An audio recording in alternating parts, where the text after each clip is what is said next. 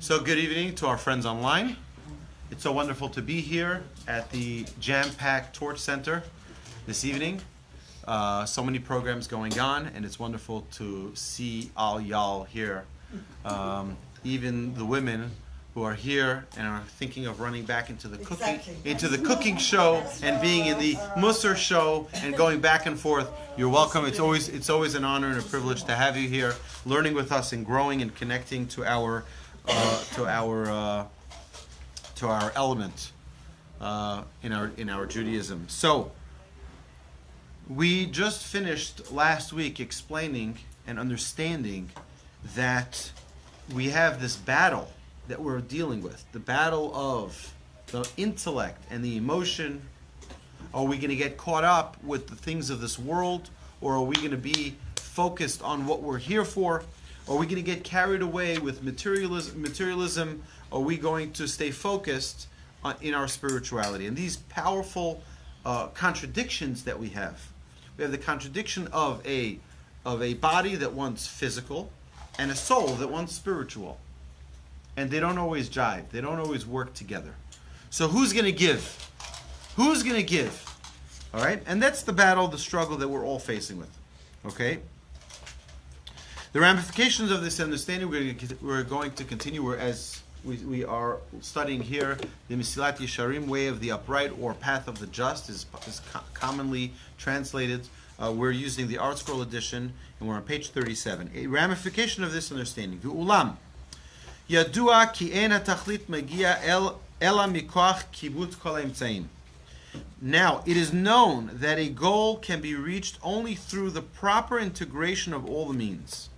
That means everything we discussed, there's only one way you will actually benefit, is if you integrate it. In fact, what we spoke about in the class just prior to this, we're doing back-to-back classes. The class just prior to this, we discussed about using our ear and listening, getting the message, internalizing an idea. Many times we have ideas which are coming to us, but we're not able to internalize it properly. So, I'll give you an example. Yisro. Everybody remember Yisro, the father-in-law of Moshe. Yisro hears the message and takes it to heart. He says, you know what? There are many people who are sitting and reading the Egypt Times or the Daily Gaza, paper, right? Or wherever they were, and they're reading the paper, and they just continue reading the paper. Oh, very interesting. Wow, it's really interesting. It's amazing, all right? Oh, these Jews, wow, they've got some army. They've got some God watching over them. Right? It's very interesting. But no one took it and put it into action. No one said, you know what? We've got to go do something about this. I want to be part of them. I want to connect with that God. I want to connect with those people. No. They said, you know what? It's very nice. Yisro says, this is not normal. I need to be part of this. I need to go and investigate for myself. And he does. And he joins the Jewish people in the desert. He says, knock, knock, I'm here. I want to join the Jewish people. And he does. And you wonder, what portion would God choose to give the 10 Commandments in? Voila! Yisro. Why? Because Yisro teaches us the most fundamental principle of learning Torah is you need to be able to listen. You need to be able to internalize. If we just learn Torah and we don't internalize the message, then what are we doing? We're doing nothing. We're learning. It's intellectual stimuli. Great. Torah is not intellectual stimuli. Torah is transformational. And it needs to remain that. Torah must be for us not just wisdom. I learned science, I learned math, I learned Torah. No, God forbid. You don't need to internalize science. You don't need to internalize math. You don't need to internalize language. But you do need to internalize Torah. Torah needs to be a transformative experience.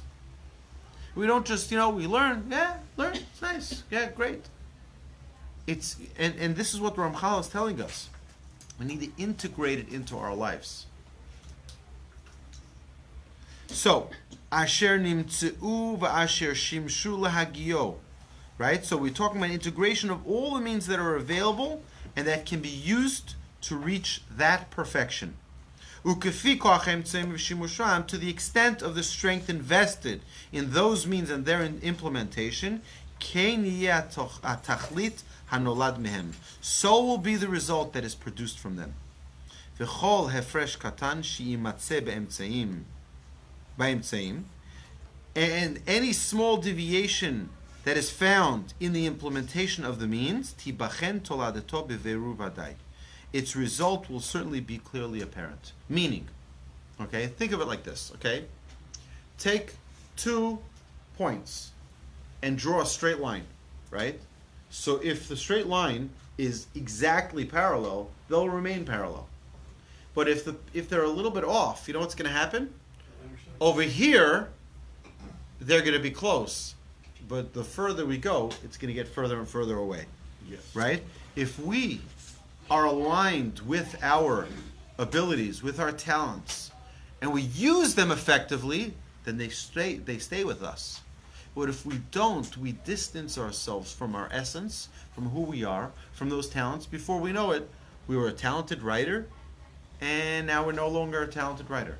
We were a talented orator, and now no longer, because we drift away from those talents, from those abilities. Someone who is able to overcome a trait, a negative trait, and doesn't utilize the opportunities that come their way to enhance their lives and change those negative traits, what happens? Now it gets locked in. It's much, much more difficult to change who we are. I want to share with you another idea. Okay? And that is as follows.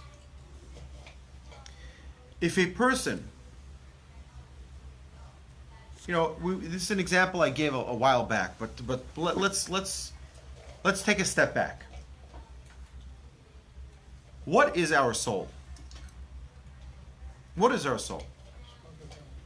So we say it's a spark of God. It's a piece of heaven that we all have in this soul that we have. Okay, now what is? Okay, so we know, we mentioned this, when a baby is born, what's the first thing it does? It cries. Why? It doesn't want to be here. It's a spiritual, lofty, expansive, never-ending, incredible spiritual element, and now it's zapped into this physical body. Very limited. It doesn't like being here. It doesn't like being limited. We like being unlimited. In fact, by the way, just an interesting thing. What does all humanity crave? Well, true pleasure, but more than pleasure, freedom. We all want freedom. I don't want anyone telling me what to do. Right? Don't tell me. I don't want anyone telling me what to do. We want to have freedom. And we kick back and we rebel because we don't want to be told what to do, which is the challenge people have with the Torah. The Torah gives us guidance. The Torah tells us what to do and how to do, because we have a greater desire, which is pleasure. And the pleasure of happiness and the pleasure of fulfillment, right, is greater than anything else. Okay, so God has a crown, a beautiful, magnificent crown. And that crown has many, many diamonds. You know how many diamonds? 600,000. It says it's 600,000 neshamas, so to speak. More than 600,000. There's however millions of Jews there are, however many millions of Jews there are, that's how many diamonds God has in his crown. And when we're on duty, when we're on call, God takes that gem and puts it into us. That's when we're ready to go. God puts the soul. The soul is that gem. Now, I'm using my own mashal, my own parable, so it's not perfect. Right? But my father was a diamond dealer for many years. As a diamond dealer, you learn about diamonds a lot. And contrary to what most girls who get engaged think, no diamond is perfect. None. There is no diamond that's perfect. So you know what happens with a diamond that's imperfect? Either it's good enough that nobody can tell, or there's something else you can do. You can infuse it with a chemical. This is a process that they do. It's called an enhanced diamond. And that chemical removes those imperfections. If it's cloudy, they can remove the cloudy. It can adjust some of the color. It can modify some of it. Okay. So you have this ability to enhance the stone. guess what? We have that ability to enhance our soul. God gives us a soul. It's pure, but it's not perfect. God says your job through your lifetime is to perfect that soul. Infuse it with whatever you need to infuse it. You know what those blemishes are in that stone? The cloudiness? It might be arrogance. It might be jealousy. It might be anger. It might be, selfishness, right? It might be a lack of emunah. It might be all of those things. That's the cloudiness inside your gem. You know what you're going to have to do throughout your lifetime? You know what your challenge is going to be throughout your lifetime? Is to infuse it. Infuse that diamond so that when we're done, we bring back that diamond to God and say, look what we did with your diamond. We got your diamond back to its point of perfection. Now you can put it back in the crown. And God looks at this precious stone. He says, wow, what a beautiful job you did. Now, it's easier also to understand what purgatory is, right? What other people call hell to try to frighten the you-know-what out of you, right? Right? But you know what it is? If we don't clean that gem, God forbid, if we don't utilize the opportunities that we have throughout our lifetime to enhance this gem, you know what happens? It gets dirty. Does anybody have a pair of shoes they haven't worn in a while? They're sitting in their closet, right? And you pull out that pair of shoes and you go, right? You got to blow off all the dust and you got to brush it a little bit just to make it shine again. Why? Because it gets dust, it gets dirty, and if you leave it for 5 years and you leave it for 10 years, eventually it builds like a whole world of dust and filth on that shoe or anything else. If we don't tend to our gem, to our neshama, to our soul, that's by the way, never stops seeking. It never stops yearning. It never stops, cleaving for holiness. You know what happens? It gets filled with so much dirt. We almost don't even know that there's a gem down there. We just think we're just another Joe. And it's sad when we find that there are Jews walking around in this world who think like, what's the problem?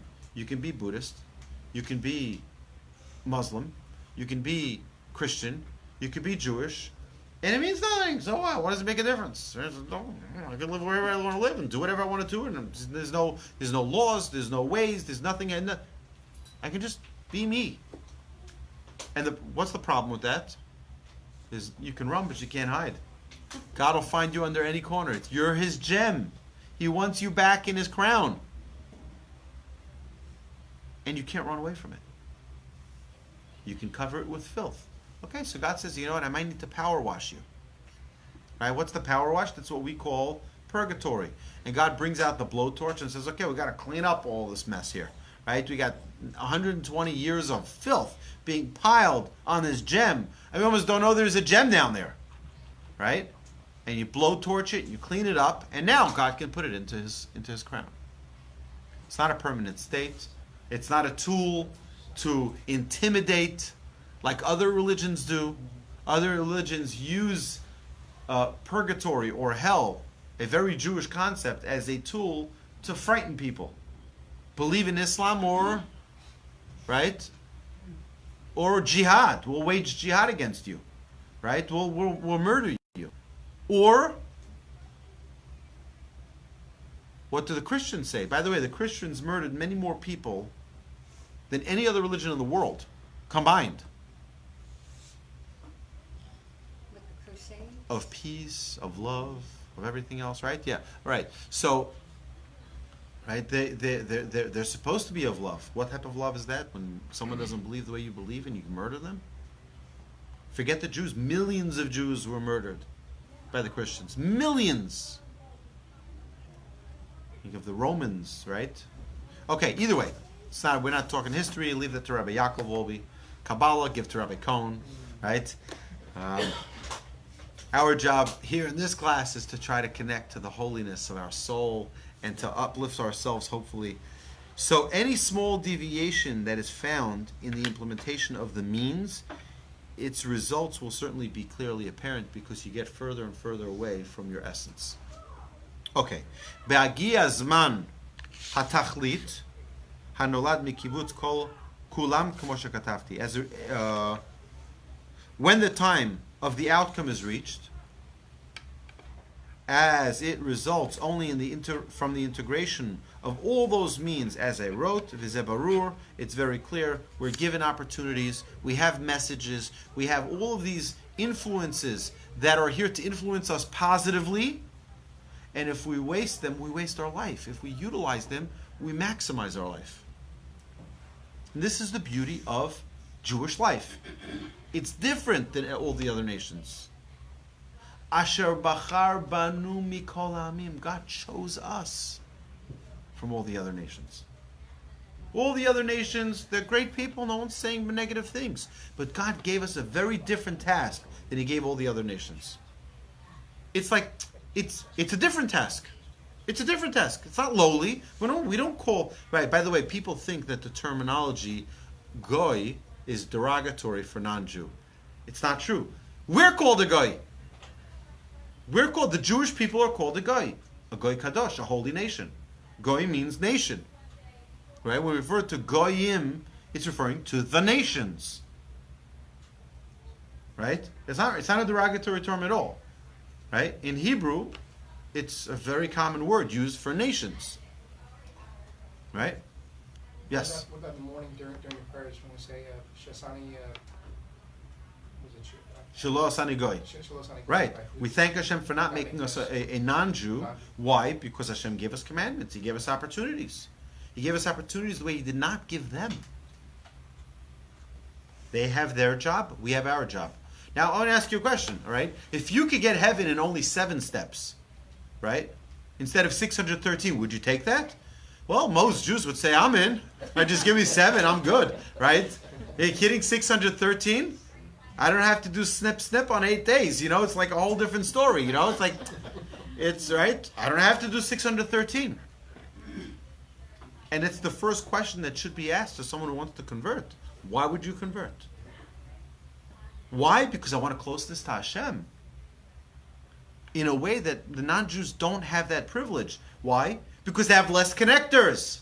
Every mitzvah, what is a mitzvah? A mitzvah is not an obligation. A mitzvah is a connection opportunity. A non-Jew has 7 connectors. If they want more, they can join the Jewish people. They're welcome to join the Jewish people. We're not going to go out and missionize them. We're not going to go out and persuade them. Quite the opposite. Right? We will convince them not to.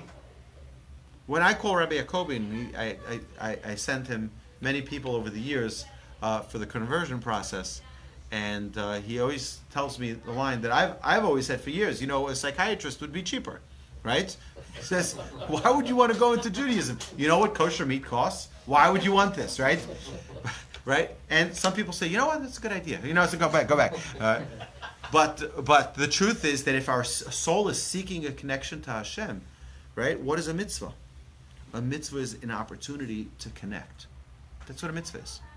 So when we say Shelo asani goy, we're not saying, oh, thanks Hashem for making them crazy. No, God forbid. We're saying thank you for giving us more opportunities to connect. Thank you for giving us more ways in which we can become God-like. Now, a non-Jew can reach their perfection with the 7 mitzvahs. Fine, perfect. Fulfill the 7 mitzvahs and you're good to go. You get your world to come, you get your heaven, you get whatever is destined for you is perfect. No problems. So it really is it's a good deal. And by the way, you want to hear something else? Can you please pass me the shemot of the little medrash says? On the left of that shelf, yeah, the shemot. I think it's the pink one. The next one, next. The next set at the end. Yeah. Light pink or dark pink? I think it's light pink.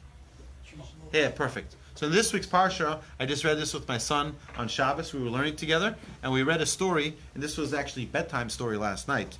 So I want to read it to you as well, okay? Just so that you understand what we're talking about. It's such a great story, right? Not right now. You can tell me a joke after class. Okay?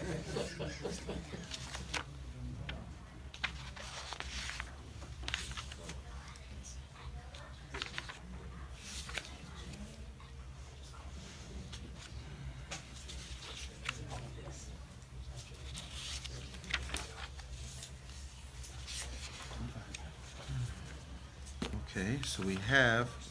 Judah, where's the story? Here we go. Okay, got it. This is. We'll get back to this so we understand that every Jew has his purpose, his role, and non-Jews have their role as well. Okay, so I want to share with you just a story. Alexander the Great. Everybody knows who he was, right? He ruled over great parts of Europe, Asia, Africa, and he intended to conquer the whole world. It would be a small matter for Alexander's army to overrun the small country of Eretz Israel. Alexander the Great became very annoyed with the Jews once when he asked them to send him Jewish soldiers to help him fight a war. The Jews refused because they made a treaty with the emperor of the king of Persia. They answered Alexander that they could not send him help, or else they would be unfaithful to their treaty with the king of Persia. However, a group of enemies of the Jews, the Kusim, who lived in Eretz Yisrael, they did send soldiers to Alexander the Great, and the Kusim spoke evil to Alexander the Great about the Jews. The Jews are rebelling against you. Destroy their Beis Hamikdash and the rebellious city in which it is located. So Alexander accepted the word, and he was set to destroy the land of Israel, the Holy Temple in Jerusalem. When the Jews heard about it, that they were about to lose their land, so they brought the word to the Kohen Gadol, Shimon HaTzadik, the Kohen Gadol, and he went out to the fields, and he saw. I'm going to advance all the way to what happened. Shimon HaTzadik and his group marched all night long. In the morning, they approached Alexander's men. Who are these people? The emperor asked the Kusim. They said, these are the Jews who rebel against you, your majesty. When Alexander came face to face with Shimon HaTzadik, who was the priest, the holy priest, an amazing thing happened. The world-famous emperor to whom everyone bowed got off his horse and bowed deeply to the handsome, shining tzaddik. His men did not trust their eyes. Why should you, Alexander the Great, bow to this Jew? They asked the emperor. Alexander the Great said, the night before every battle, if this man would come to me in my dreams, we would win the next day's battle. This man, who looks like an angel, helped me win my wars. That's what he said. Alexander asked Shimon HaTzadik, why have you come to meet me? Shimon HaTzadik said, we heard that you're on your way to destroy our Beis Hamikdash. However, you don't realize that in this Beis Hamikdash, in the Jewish temple, we always pray to Hashem that you should be successful in your wars. Our enemies have misled you and given you false reports about us. And of course he said, who are your enemies? He said, the Kusim. He said, go have them. Take them. You guys can kill out the Kusim. And they did. But what do we learn from this story? And why am I mentioning it here? Because the Jewish people are very different than the nations of the world. Tell me, do you think in Mecca, you think they sit over there and they pray for the Jews? I don't think so. Do you think in Rome they sit and they pray for the Jews? I don't think so. But you know the Jews pray for the nations of the world. We brought 70 offerings in the Bet HaMikdash, in the temple. We brought 70 offerings for the 70 nations. An offering for them, so that they have atonement. So that they reach their potential. We don't believe that we have to have everybody be Jewish in order for us to be right. We don't need you to believe in us for us to be right. We don't have such a low self-esteem. Just ask Jews. We're good. Okay? That's not our problem. We have other problems. We get distracted. We get carried away. We like a lot of materialism. But the idea we need to really internalize is that we are not here to be the only people on earth. See, what would the Muslims do if the entire world became Muslim? They'd probably blow themselves up, right? Right? What would the Christians do? They would find disharmony between the ways that they were Muslims and kill each other. Probably. You'll have the Shiites against the Shiites, you have the yeah. Sunni, Right. Right, exactly. And then if you had everyone Christians, this guy's Southern Baptist, and this one is Methodist, and this one is Protestant, right? By us, what do we have? We have your Sephardi, your Ashkenaz, I'm Breslov. Guess what? We'll dance together, right? That's it, right? You know, it's like, it's a very different world, and we don't see each other killing each other. Not now. Well, you've never seen Jews killing each other. It's been very, In Jerusalem, that's why it fell. Yeah, it was because it was hatred. It wasn't. They wouldn't kill each other. They throw each other out of each other's parties. Again, we're held to a different standard, right? Halavai, that should be what the Christians did to the Jews. Throw them out of a party, right? No, they chopped off their heads, literally. Right? That's what town squares were dedicated to murdering people. That's what they were dedicated for. So we don't see our responsibility as being exclusive in that it's only us, do or die. No. You have 7 mitzvos, you fulfill those 7 mitzvos, perfect. Perfect! That's what Hashem wants from you. Okay. So now, me'ata vadayu. It is thus obvious. The more precision that is employed in the performance of the mitzvahs and service of Hashem, must be ultimate precision. Why? Because if the performance of a mitzvah reflects on my relationship to God, the more perfect that mitzvah is, the more perfect the relationship with Hashem is. Right? So if my mitzvah is imperfect, my relationship is imperfect. So the more we utilize these opportunities that come to us throughout our lifetime, right, the more we are connecting with Hashem.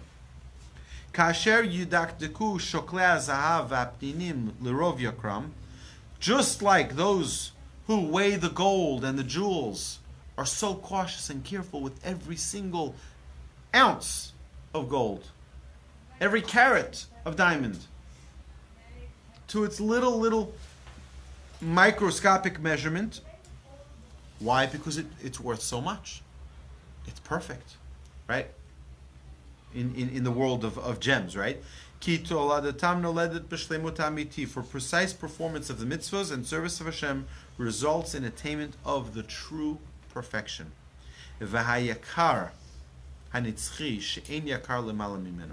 And the eternal esteem, the eternal perfection, which is so precious that there is nothing more valuable than it. There is nothing in this world that is more valuable than having the relationship with Hashem. We realize, remember, we mentioned in the beginning of this chapter, we said, what is the ultimate pleasure? What is the greatest pleasure that everyone seeks? People don't know what it is. They think it's Coca-Cola, right? They think it's money. They think it's cruises. It's luxury. That's what no, that's not what everyone's looking for. They're looking for pleasure. What is the ultimate pleasure? The connection to Hashem. The connection to Hashem is the ultimate pleasure. I guarantee you. I saw a man. My father-in-law once sent me to Jerusalem. I was in Jerusalem, but he sent me on my way. When I went to Jerusalem, he sent me with an envelope and an address on the envelope, and he asked me, please go deliver this envelope to this and this person. Okay. I go into the narrow streets of Yesharim in Jerusalem, and I find the house, and I knock on the door, and an old man, probably 92 years old or older, and literally is probably the poorest person I've ever met. But the shine that glowed from his face was like the shine. It says that when Mashiach reveals himself, right, there's going to be a glow. Everyone's going to know this is Mashiach. You're not going to have a doubt about it. Why? Because there's going to be such a bright light coming from him that you can't miss it. This person opened the door, and you can see it's like a rickety door. It's like it's shaking off the hinges almost. Like it's a little one-room apartment with him and his wife. And you see the glow. I'll tell you something, okay? He was the happiest man I've ever met. right? And he didn't have a penny to his name. Maybe after I gave him the envelope, he had a few pennies, right? Right. But he didn't have anything. Why is he so happy? Why is he so happy? What does he have that the rest of the world wants? He has an unbelievable connection to Hashem. That, you're right, peace of mind. That connection to Hashem gives us peace of mind. That connection to Hashem gives us the greatest satisfaction, the greatest happiness, the greatest holiness, the greatest connection in the world. The greatest meaning. The whole world is looking for meaning. Everybody's looking for meaning. All we need is a connection with Hashem, and you got it. Okay, we'll talk about still how to get it. This is just chapter number 1, establishing that premise. And we brought all the proofs for it. Okay, Ramchal summarizes, yes. Is that a 1 in a million person? No, not at all. Well, My rabbi, on our trip, on our men's mission, we went to Rabbi Berkowitz, who's my rabbi. I mean, you see such serenity. You see, I mean, he's a rabbi. He's a tzaddik. What about? He's a regular. He's a regular Jew who grew up in Brooklyn, who took his connection to Hashem seriously. How many are like this, though? I say, I hope. More every day. Exactly. I hope that in this room, all the 25 of us here are those seeking. We don't have to be at the end zone. We have to be in the game. Let's get in the game. Let's score another yard. Let's get another yard. Another first down. But aren't you talking more idealism than reality? No, not at all. It's not idealist. This is very, very practical. Tell me, David, you've never had a challenge? Yeah, You see a Burger King and you say, you know what? Rabbi's not here. He'll never know, right? And you say, you know what? Rabbi doesn't know, but God knows. And he doesn't want me to eat this, so I'm not going to eat it. Okay, I'm not. But if a connection to Hashem is all that we need, and we grow with that, why is there so much strife? Oh, what do you mean there's so much strife? There's a Yetzer Hara who's very busy. He's very, very busy, right? He's got a full-time job, right? He's saying, you know what? What excuse am I gonna come up to David? You know what? I'm gonna make there be a lot of traffic so that now David's gonna say, you know what? Let me just go into the Burger King before I'm gonna sit in this traffic. He's gonna say, you know what? I'm gonna get someone to call him and say that your order was canceled for Chinese at home, for the kosher Chinese from Sabo Wok, right? They're gonna find, and it was a prank call, whatever it is.